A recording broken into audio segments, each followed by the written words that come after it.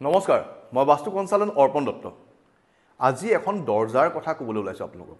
আমাৰ ঘৰখনৰ এখন দৰজা। সেই দৰজাখন আমাৰ মেইন দৰজাৰো হ'ব পাৰে, ঘৰৰ সন্মুখৰ দৰজাখনো হ'ব পাৰে বা পিছফালে ওলোৱা সময়ত দৰজাখনো হ'ব পাৰে। সেই দৰজাখন হ'ল আমাৰ দক্ষিণ ফালৰ দক্ষিণ মাজৰ পৰা দক্ষিণ পশ্চিম আৰু দক্ষিণৰ মাজৰ দৰজাখন। দক্ষিণৰ দৰজাখনো নহয়, দক্ষিণ পশ্চিমৰ দৰজাখনো নহয়। দক্ষিণ পশ্চিম আৰু দক্ষিণৰ মাজৰ যিটো অংশ, তাত যদি আমাৰ এখন দৰজা থাকে, সেই দিশটোক কয় দক্ষিণ দক্ষিণ পশ্চিম, সাউথ সাউথ ৱেষ্ট। সেই দিশটো হ'ল আমাৰ ঘৰৰ ডিছপ'জেলৰ দিশ। তাত যদি দৰজা থাকে, আমাৰ ঘৰখনৰ বহুত ফাইনেন্সিয়েল প্ৰব্লেম হোৱা দেখা যায়। আৰু লগতে এটা আপোনাৰ 99% সম্ভাৱনা বাঢ়ি যায় ঘৰখনৰ মাটি বিক্ৰী কৰা। হয়, সেই দৰজাখন যাৰ আছে, মই যিমান মানুহৰ ঘৰত ভিজিট কৰিছোঁ, মাটি বিকা দেখা যায়। আৰু মাটি বিকি যিখিনি পইচা পায়, সেই পইচাখিনি কামত একেবাৰে নহা দেখা গৈছে।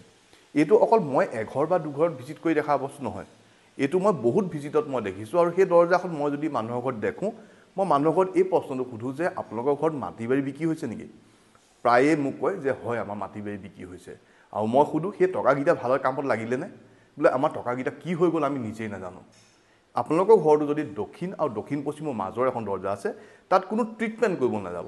সেই দৰজাখনৰ ট্ৰিটমেণ্টটো হ'ল আমি সেই দৰজাখন ইটা গাঁঠি বন্ধ কৰিব লাগিব। যদি আছে বন্ধ কৰি ল'ব, আৰু যদি খুলিম বুলি ভাবিছে একেবাৰে নুখুলিব। ধন্যবাদ।